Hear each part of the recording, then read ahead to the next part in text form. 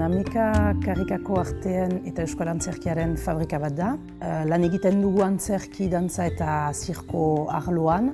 Lu osoko gelatik hasi da pixkat proiektua ebe bai, Arrisuli izena hartu du. Hasi zen proiektu hori 2009an. Horreli Puze naiz, Ameka lurralde proiektuaren arduraduna naiz. Konpainiak profesionalak etortzen direla sortzeko haian ikuskizun berriak. Etortzen dira Europar guztietatik. Guk emaiten diegu dirua lan egiteko profesional mailan eta baldintza honetan. Eta helburua zen fabrika bat izaitea, orduan lan parte handi bat ez da ikusten. Sukaldeko lan bat da artistentzat, frogak egiten dituzte, lan egiten dute egunero. Arrisuriren helburuetako bat euskal sorkuntza bultzatzea zen. Hori partekatu nahi izatea funtseskoa iruditu zitzaigun, ezta? Ni Ander Lipus naz, aktore edo bufoi edo komediante eta batzutan istripus zuzendari izatea ere tokatu jatena. Argi dago sortzaileak behar ditula benetako espazioak, antzoki horiek bete, bere sorkuntzak aurrera eramateko. Horretarako politikak pixka bat mugitu egin behar dira.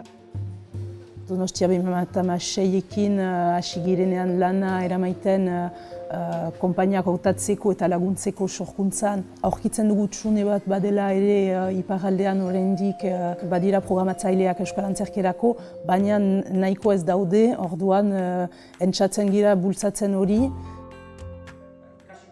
Ez zait gustatzen bizitza dan moduan kontatzea. Gustatzen zait artea egitea edo teatroa egitea, eta orduan horretarako behar nituen personai batzuk non poetika bat daukaten, non zerbait kontatzeko daukaten. Eta gure teatroan ez ditugu gauza arrunta kontatzen, gure teatroan gauzak mugiarazteko kontatzen ditugu, ezta?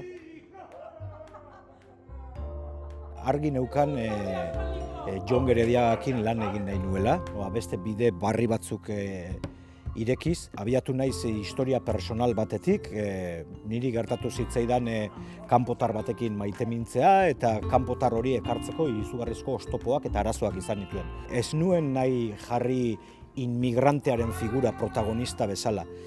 Inmigrantea ez dago, guk irudikatzen dugu inmigrante hori, eta orduan bai planteatzen ditut galdera batzuk, zein da gure inmigrante horiekiko daukagun ikuspuntua, ezta?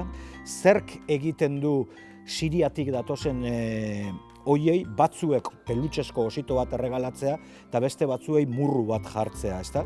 Horrek bai ematen digu gogoetarako klabe batzuk, ezta?